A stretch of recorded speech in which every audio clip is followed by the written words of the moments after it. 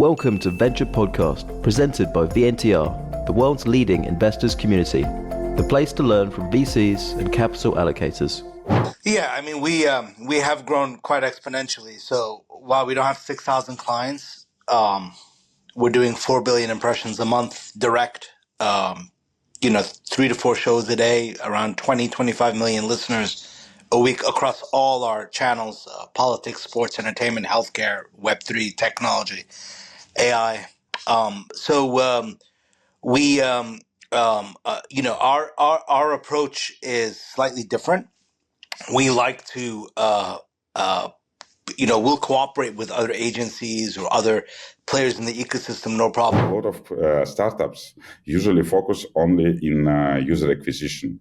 But I think that to achieve really good ROI for your business, very important from scratch starting retention strategy. Because if you use only user acquisition strategy, usually your ROI can be very, very low. So before starting any campaign, set up analytics and create together user acquisition and user retention strategy.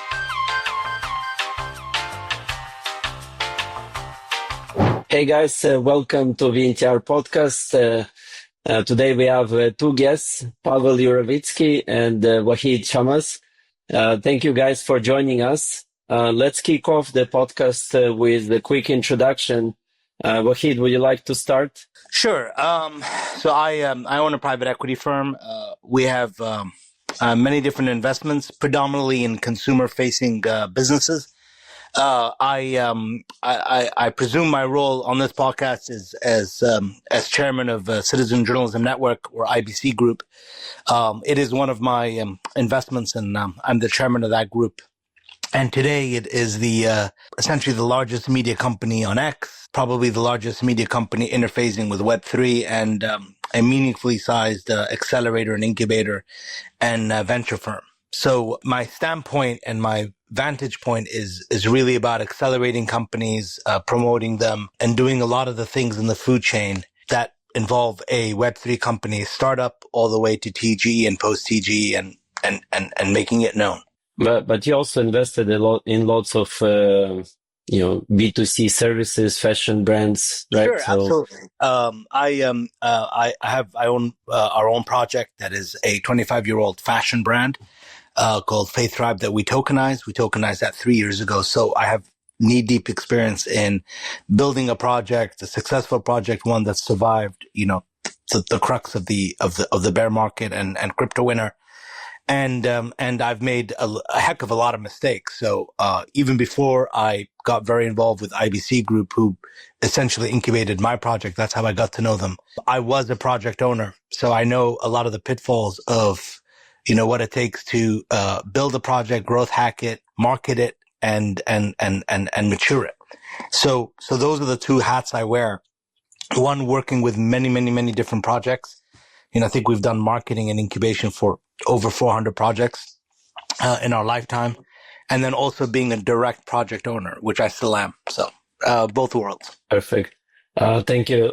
Pavel, would you like to quickly introduce yourself? Yes, thank you. Thank you so much for inviting me, Niko, Yuri. I'm glad to be on your podcast. My name is Pavel Yurovitsky, and I'm CEO of Kit Global.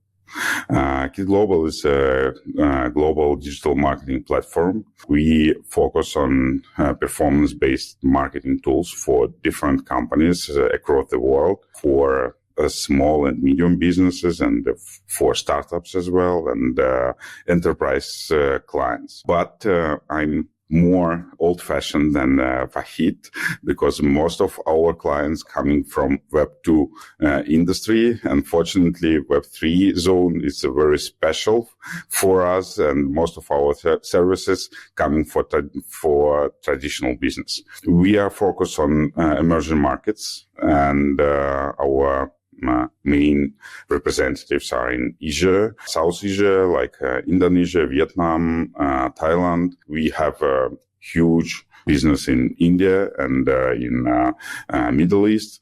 And right now we are developing our Latin America representatives, and hope that this focus will help us growing very fast as it was last year's. Thanks. How big is Kid Global in terms of as a business, so that to impress our audience?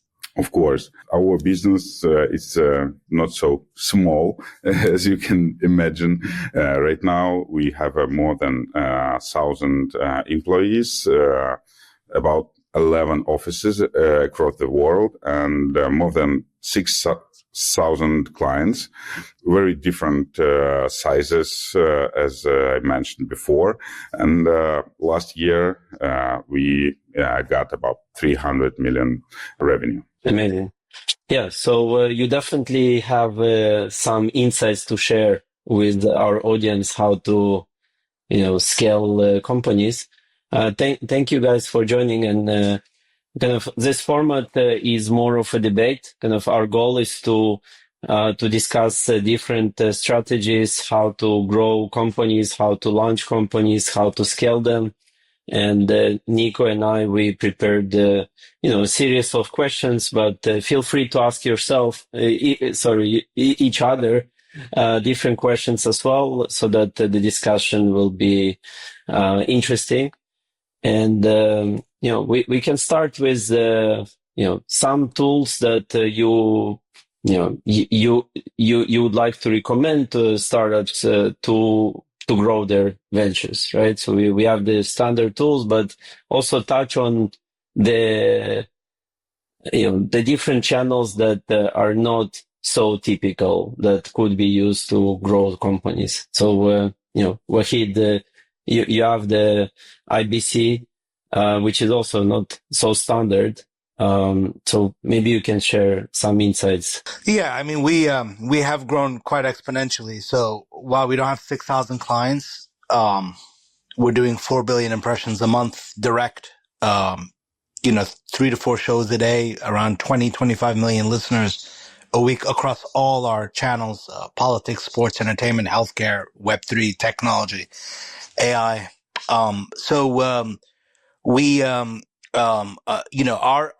approach is slightly different.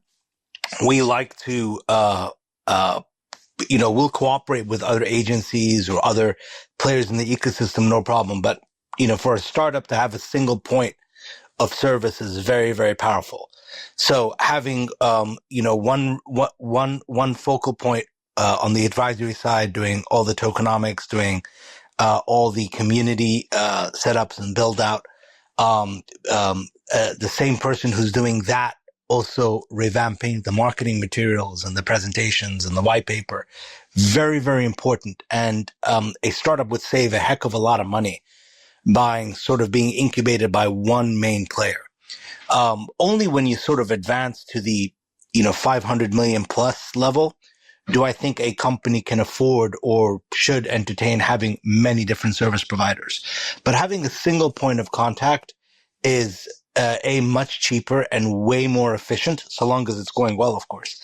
So that, a project can sort of get all the things essential along the food chain. So I mentioned the advisory, the presentation, the assets, the collateral, then the relevant KOLs, then fitting into a set of narratives that make sense given where the market cycle is, right? And even if you're an RWA, understanding what current narratives are and where the market is allows you to make adjustments, on the margin. We work with layer ones, multi-billion-dollar layer ones that have built phenomenal technology, Yuri, but they have to adapt to current narratives. So current narratives are all about, fair launches and egalitarianism, etc. So making sure that the layer one adheres to the current ethos and to what consumers want is very, very important, as opposed to say, hey, we built the best thing for, TradeFi and DeFi protocols from like 3 years ago. So having a single point of contact is point number one. Having, or someone who steers the ship to cover all bases. And number two, being very relevant to the current narrative to give consumers what they want at the time. and being sort of malleable and nimble to adjust. And then last but not least, making sure you're well funded so that you can weather any storm. I can't tell you how many times people sort of raise money in a bull market, spend it very quickly, and frankly, I've seen that personally, and then not have enough in case there's a hiccup. So doing a little bit more of buttressing like Warren Buffett does and creating a war chest and making sure that you know that you're going to outlast any market cycle is very, very essential for you to be able to build a project credibly. So in terms of channels, you mentioned that you guys operate X spaces, right? It's kind of how companies can leverage X space to get visibility or new client base. Yeah, it's not just X spaces. We can't just be monolithic. So we learned very quickly that projects need all the services. You know, the advisory stuff I mentioned, KOL management, KOL agencies, which we have. You know, I don't want to shill our products, but I'm just saying what clients want. They want help with a cap table. They have a little bit of a cap table, but they may want to spruce it up. So having a network where you have all the connections relevant, very important. Having connectivity to launch pads and centralized exchanges, and then buttressing that with media content. Spaces is one of them, but video products, video interviews is another. Being on other talk show hosts, being on YouTube and Rumble, also very important, not just X, because you want to basically leverage a set amount of content across as many platforms as possible. You want to do your job, you know, a few times, but have it resonate multiple times more, right? So take a podcast video, for example, or an interview on a Spaces, having that cut up and sliced and diced and disseminated across many different channels and many different talk show hosts, such that your narrative and your ideas and your value add resonates several times over, as opposed to, you know, just happens once and then dies and everyone forgets it after 1 week. That's also very, very important. That's really interesting that you kind of treating content like this, recycling, slicing and dicing and recycling. My question is, across different platforms, do you kind of flavor the content for X, for LinkedIn? You know, do you flavor it depending on the sorts of people you expect to see it within each channel? So I guess let me just wind down since I mentioned it. To some extent, right? But so what is X? X is about decentralization, truth, community, debate, having your ideas, you know, in the open town hall where people can throw stones at you. Taking lots of questions, being in the rough and tumble place where you have to prove yourself. Q&A formats, AMAs, debates, etc., are very conducive to X. On YouTube, your content could take a little bit more promotional nature, because there you have more one-on-one interviews. There you have more, I don't want to use the word shilling, but more promotion, more reach for people who sort of, you know, we have a bunch of shows on YouTube with our channel partners where you as a founder get to articulate your vision, your project, to introduce it the way you want it to others. It's very synergistic. It doesn't replace X, but in X, you have a lot more give and take where people can sort of see a debate. And then on LinkedIn, it's very professional, right? You do a podcast or you do a show or you do an interview with like-minded professionals in your, let's face it, niche vertical. So LinkedIn is more about disseminating your contact with your peers and professionals. X is where you prove your mettle in terms of open town hall debate, where you can get doubters and naysayers to convert. And then YouTube is where you can really throw your manifesto, let's just say, and your message as you want it to be heard to the masses. Cool. Yeah. Pavel, are you guys working on all these platforms with your clients? Yes, of course.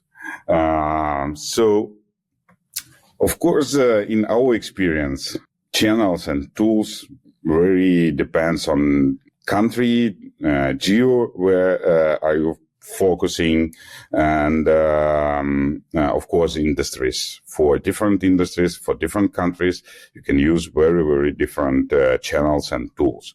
But I think that there are three things that I should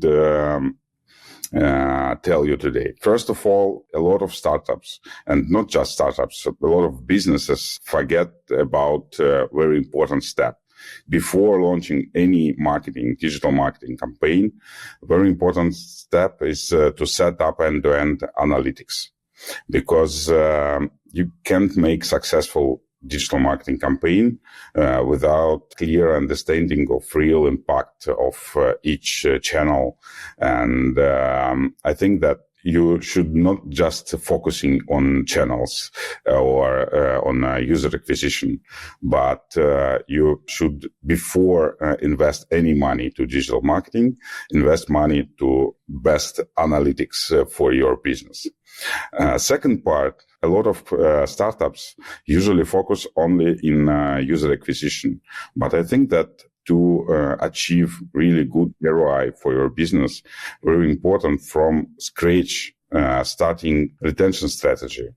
Because if you use only user acquisition strategy, usually your ROI can be very, very low. So before starting any campaign, set up analytics and create together user acquisition and user retention strategies. About tools and channels, last 5-6 years, digital marketing landscape become more and more diverse. 6 years ago, you can launch successful company, successful startup just using one tool, for example, Meta, Facebook ads or something like that.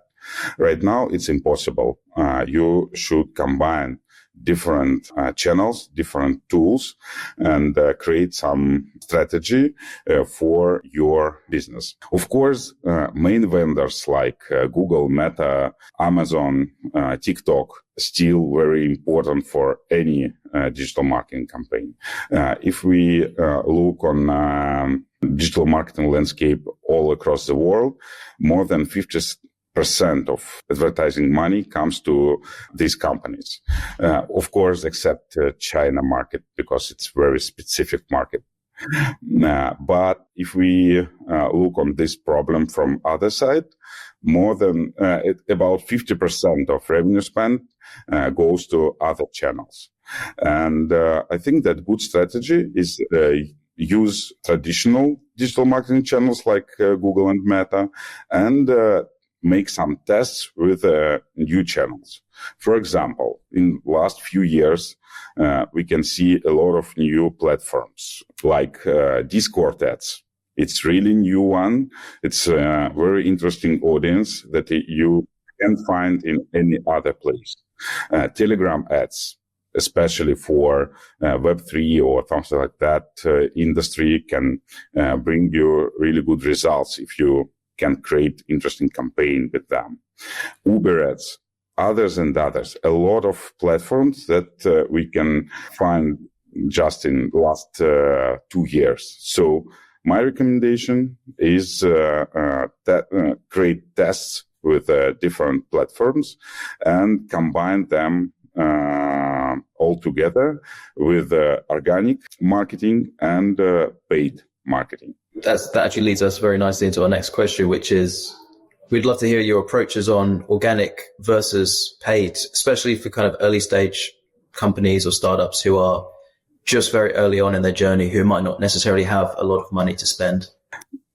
So paid and organic marketing are really different channels.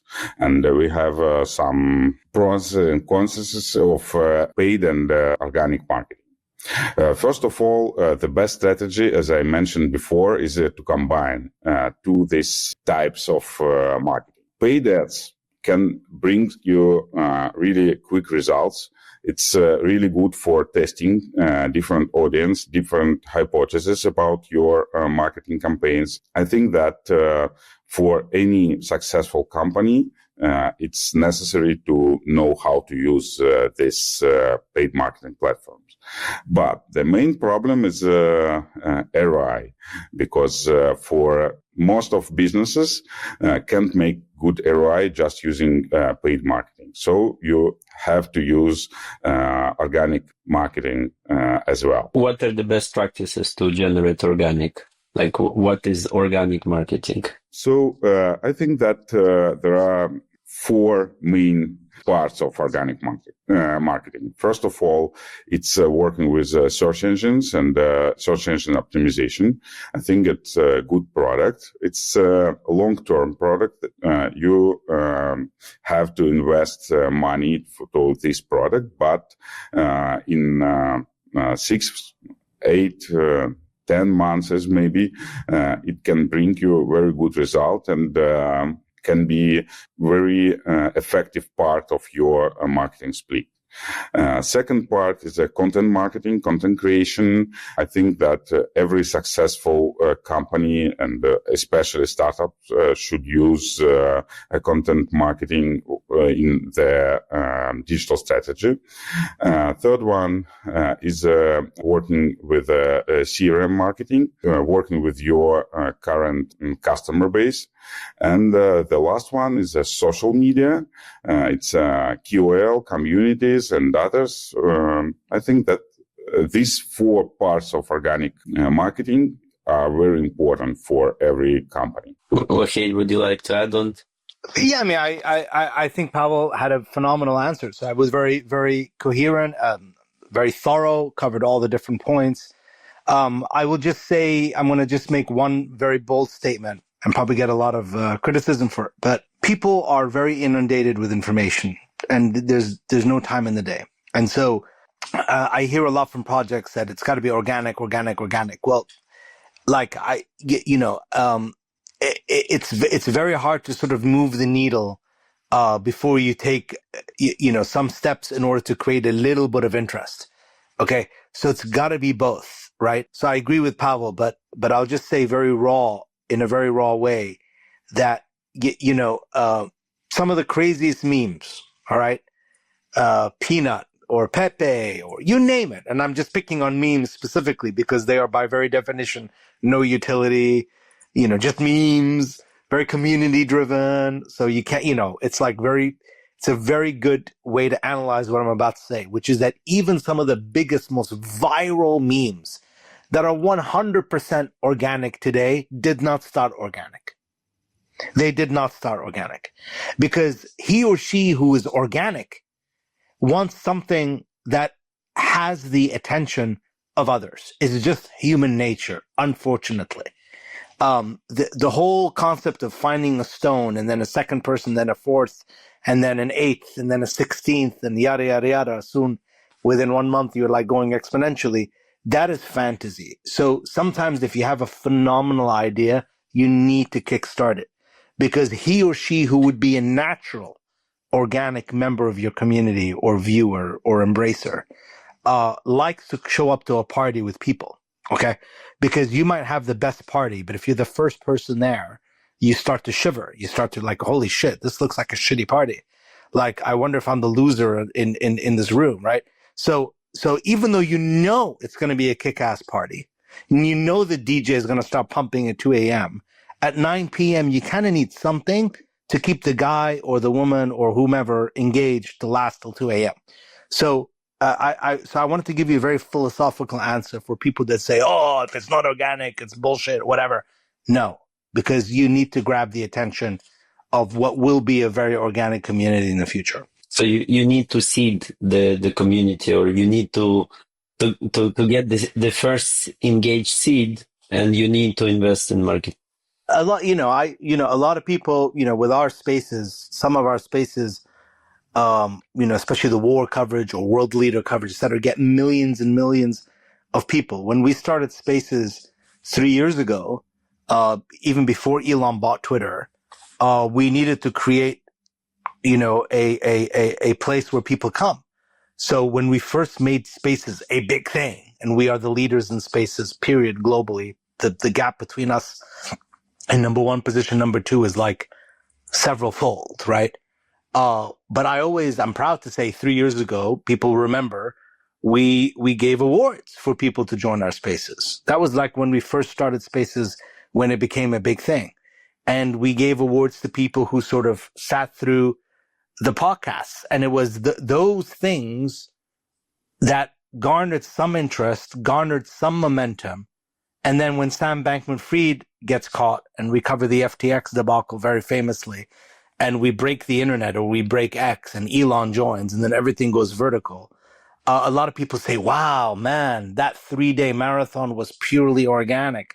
But I remind people that had we not built the platform a year before that, then why would we be the one that would be the platform? When Ben from Bybit got hacked last weekend, he needed to put his message across.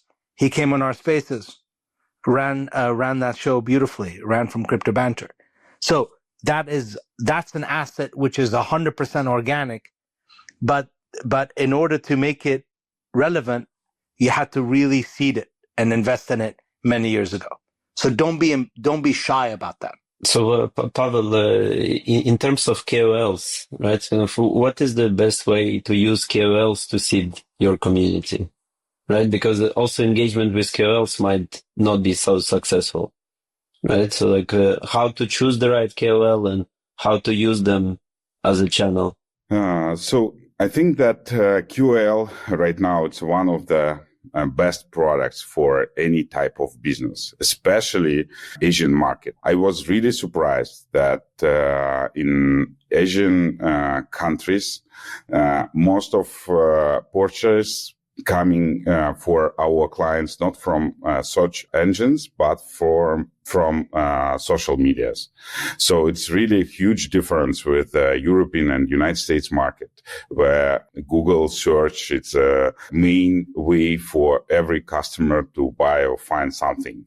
In Asian markets, search engines are more popular, and it's of course, one of the main reasons of this that population of Asian countries are really young, and I think that in developed markets we will see the same trends very soon, when most of customers will grow up and use social media to choose any product, any service in their life.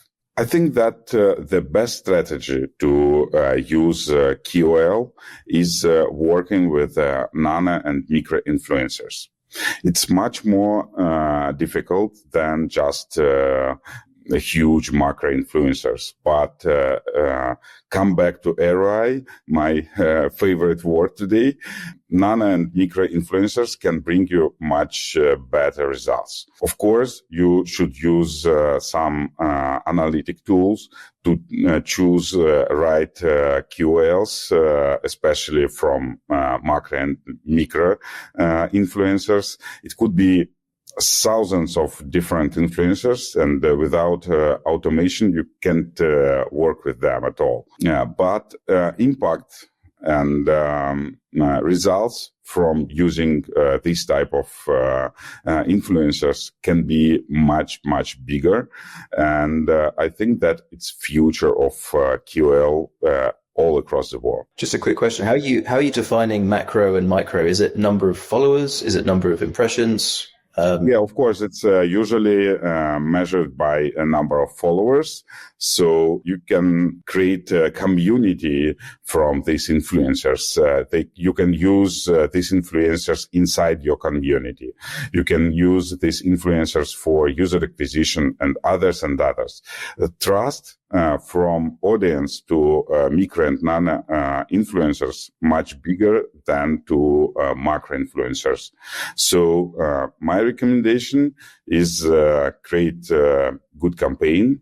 Of course, you're creative and can help you a lot. And of course, viral effect, very important in any social media campaign. So we recommend to our clients to use both QL and paid ads inside social media, but combination of KOL and paid ads in social media, and of course creating your own community can brings a lot of impacts, long-term impacts for your business. Wahid, any addition, kind of how to best work with KOLs? Yeah, let me get a little bit more raw. Okay. The KOLs in Web3, believe it or not, because we've migrated to, this is a very important point I'm going to make. Let me just think about how to frame it. We migrated from like layer ones to gaming, metaverse, then gaming, then TradeFi, DeFi, all the way now to memes. And KOLs have played a very big role across. But most projects fail, but there is an element of utility in the projects of yesteryear. Even though in a VC model, by definition, statistically, most projects fail. And that's okay, right? I mean, that's the VC, that's the tech startup environment, and Web3 is really no different. In fact, it's at the apex of that. So it's okay for KOLs to promote projects based on the knowledge that they have, and for it to, to play its natural course. And then some projects fail and some projects do really well. And the KOLs will somewhat have a track record, no different to a VC firm or a private equity firm, at least the good KOLs. And so some of the big macro KOLs that Pavel's talking about, or at least in crypto or Web3, are the ones that have been around for many, many years. Okay. And so they have that track record. They have the ones that became unicorns in billions, even though they recommended or whatever, many projects that didn't do well. But so long as it falls within the statistical line of most projects failing, but some unicorns emerge, people trust the KOLs, right? The problem is with the meme cycle. With a meme cycle, by very different, there is no utility.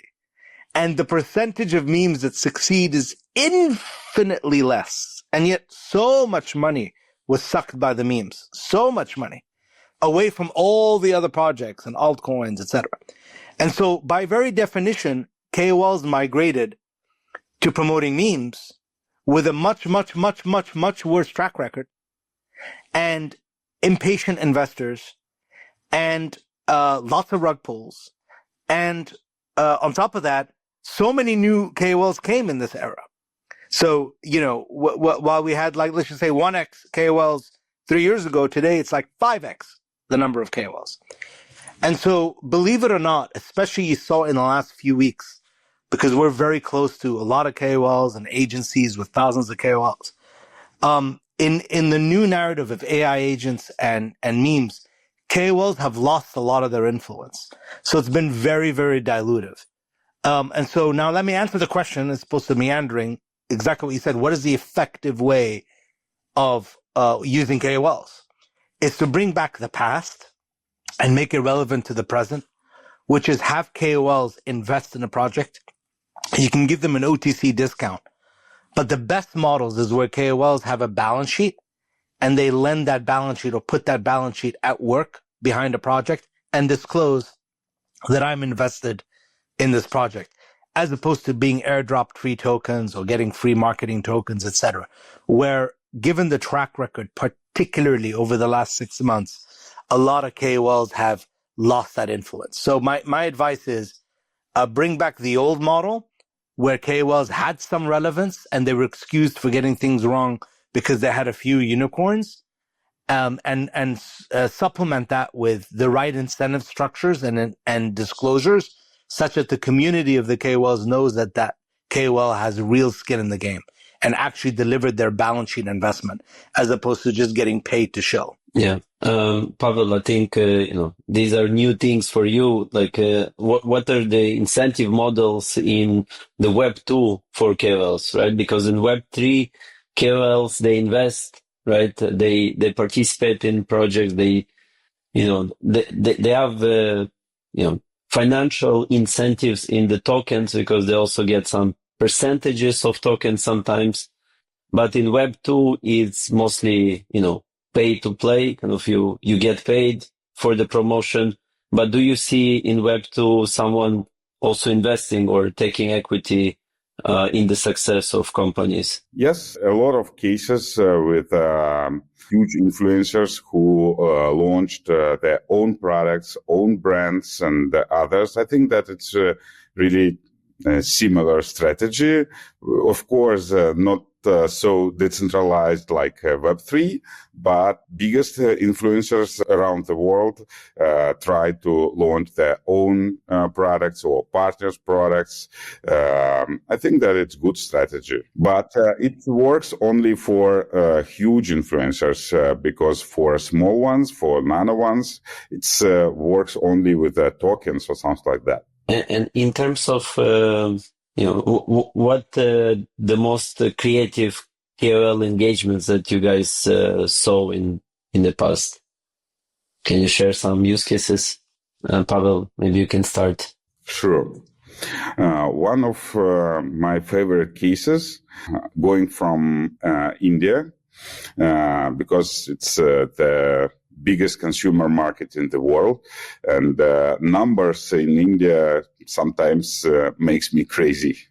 And my favorite case from India, it's coming from Cadbury. It's maybe you know, it's a huge company who make sweets, and they create campaign with the biggest star of Bollywood.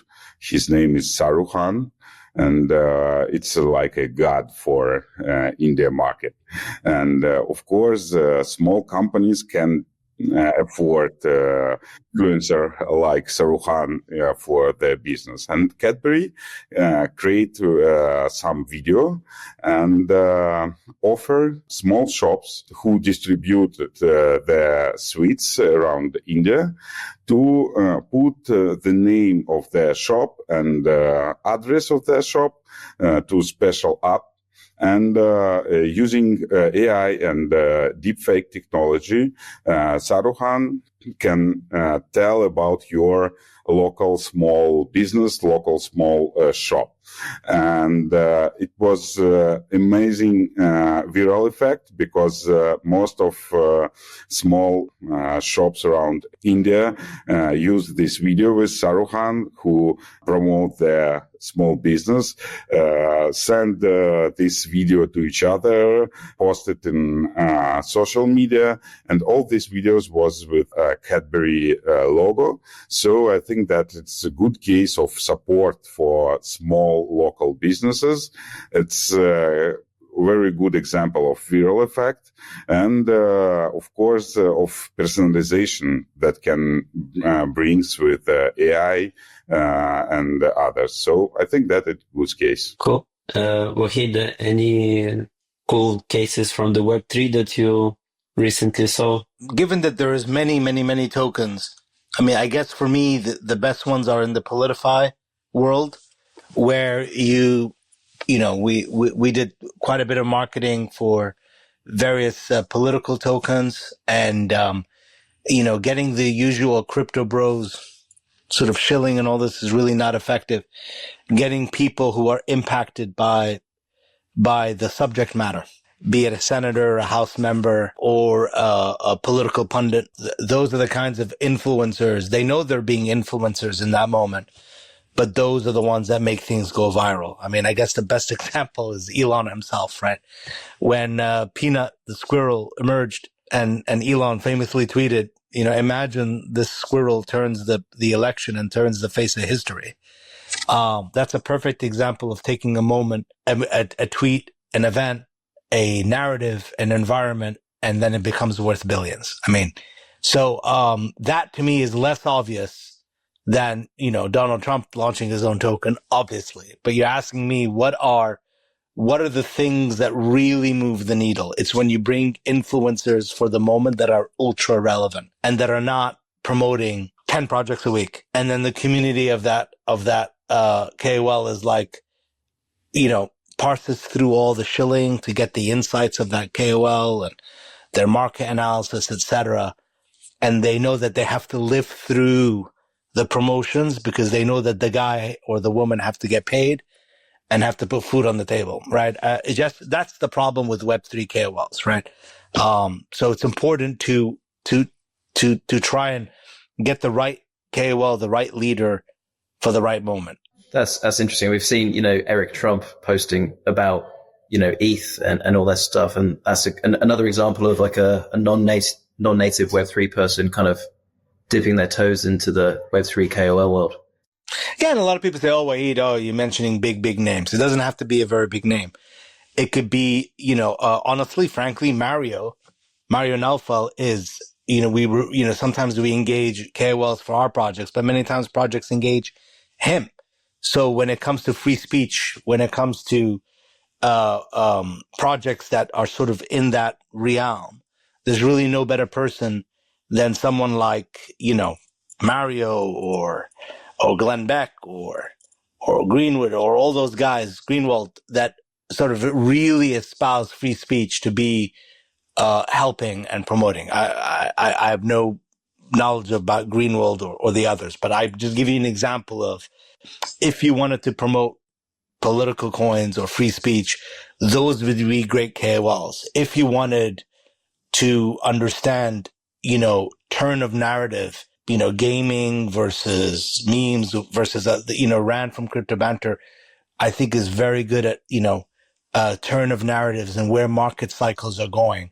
And so catching that is very good. And we like our friends at Crypto Banter. We do some work together. Scott Melker, Wolf of Wall Street, is just one of the shrewdest, market analysts and financiers, frankly, right? And so he doesn't shill projects. So having him talk about something that is going through a very big change, like in DeFi or whatever, very, very important. So I'm giving you examples of influencers that should be used at critical times that are not as obvious as Elon Musk, obviously, although he's the best, that really move the needle and where you get more than your bang for the buck. Great.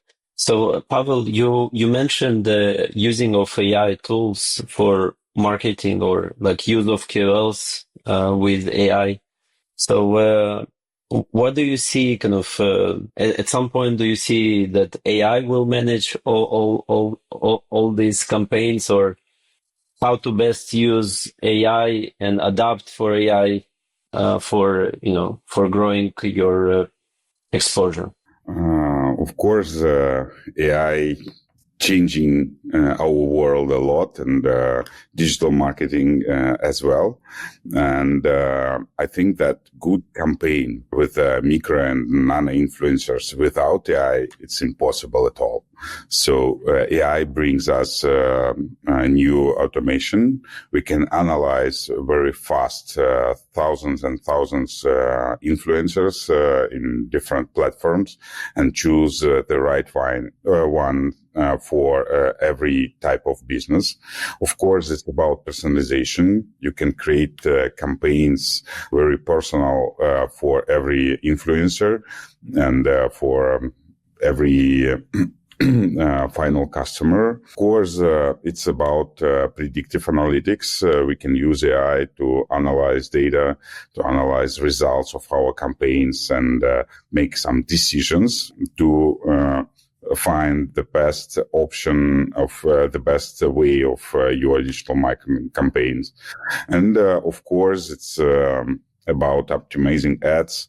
If we're talking about paid ads, to using real-time data, and AI brings a lot to our company, to every our campaign, and I hope that in future will brings more and more. I think that overall, digital marketing becoming more and more personalized, and hyper-targeting is the future of marketing that coming with AI. But my personal point of view, that AI is just a tool for our great specialists. So I can believe that in future all campaigns will be managed by AI, but with good specialists, with AI as a tool. Wahid, how do you see AI being utilized within the Web3 or within your I'm not gonna give you a cookie cutter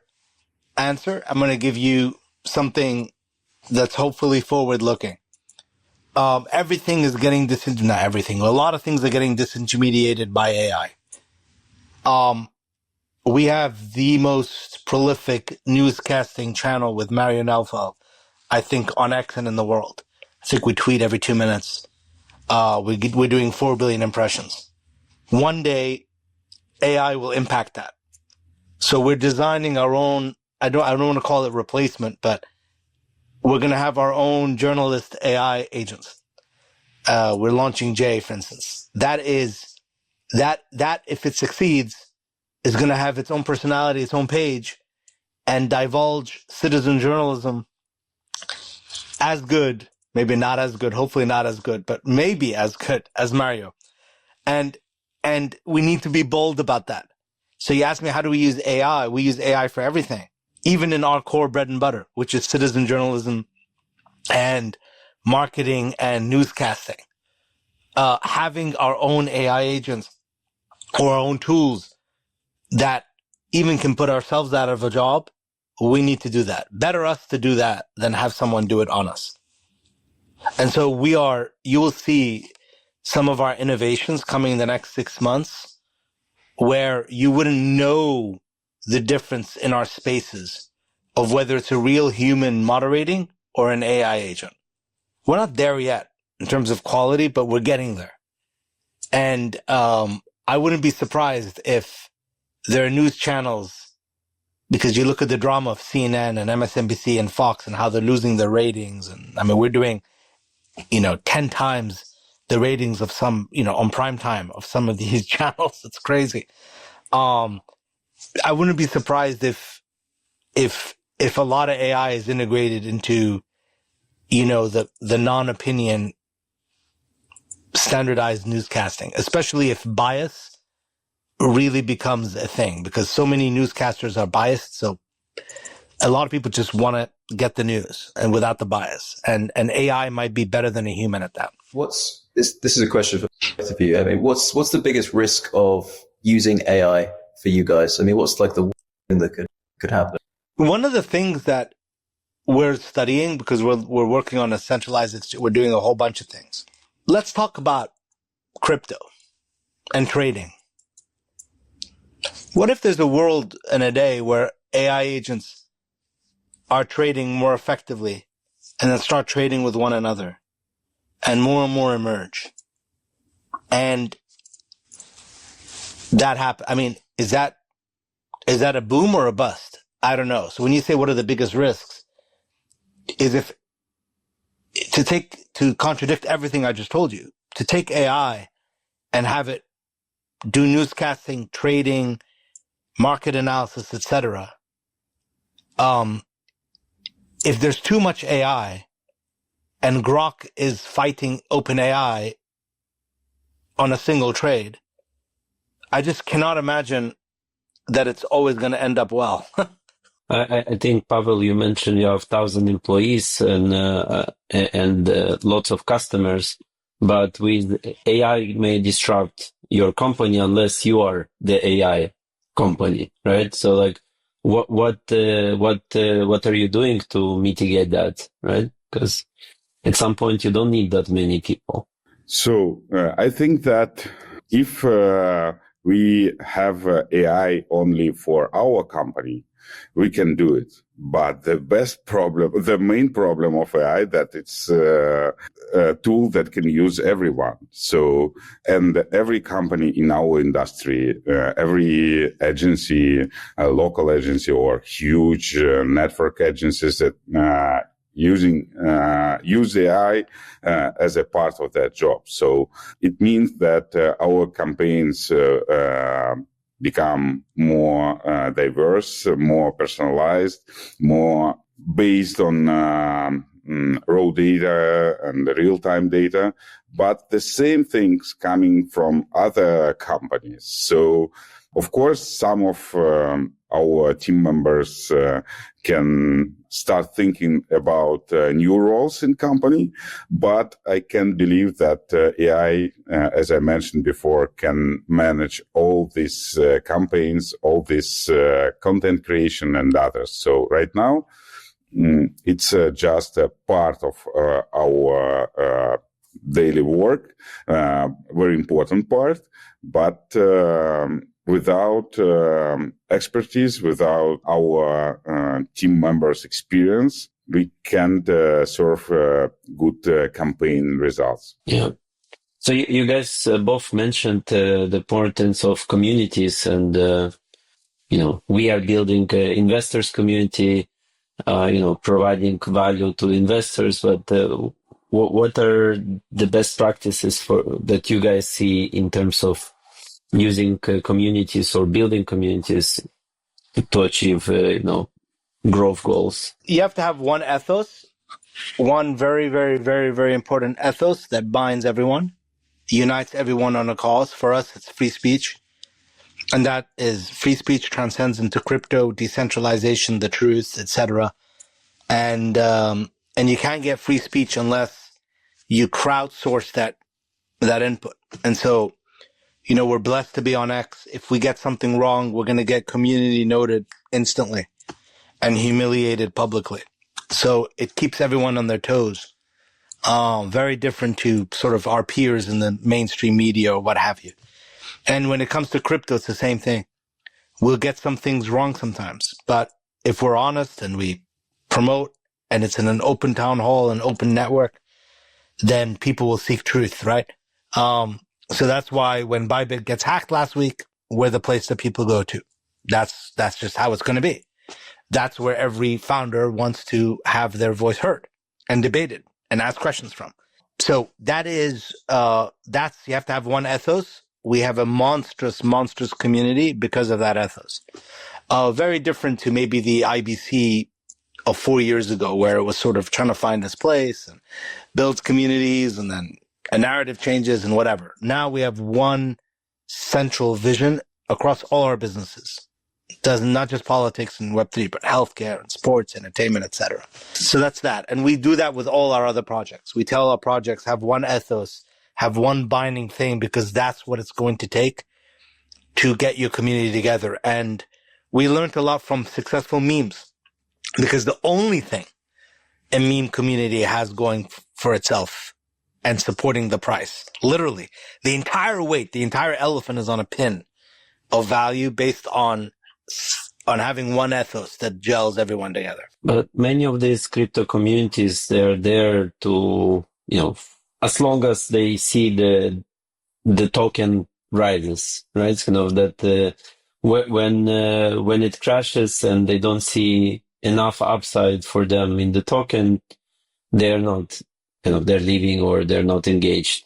So how do you it's the same utilize thing. this? It's the same thing. Let's talk about a pop star. Let's talk about Kanye West. Right.